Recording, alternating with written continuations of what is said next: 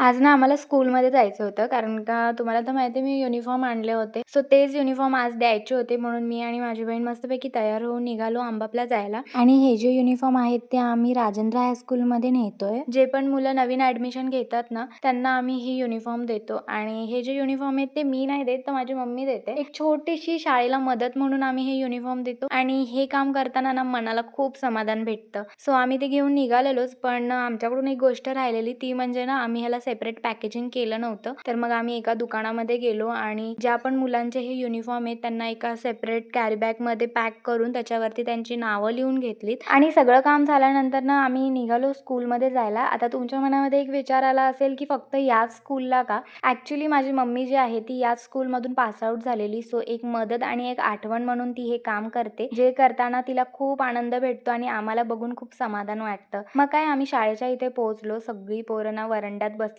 त्यांची प्रार्थना चालू होती आणि तिथे गेल्यानंतर ना पहिल्या तर मॅडमने आमचं खूप छान स्वागत केलं. ते बघून मला खूप भारी वाटलं. नंतर ना आमचे जे ड्रेस आणलेले होते ते सगळे आम्ही मुलांमध्ये वाटले आणि तिथून निघालो वडगावला जायला. आज श्रावण महिन्यातला पहिला शुक्रवार असल्यामुळे आम्ही मंदिरामध्ये गेलेलो दर्शन घ्यायला. आमचं खूप मस्त दर्शन झालं आणि तिथून निघालो घरी जायला. तर आता आपण भेटूया उद्याच्या व्लॉगमध्ये. तर चलो बाय.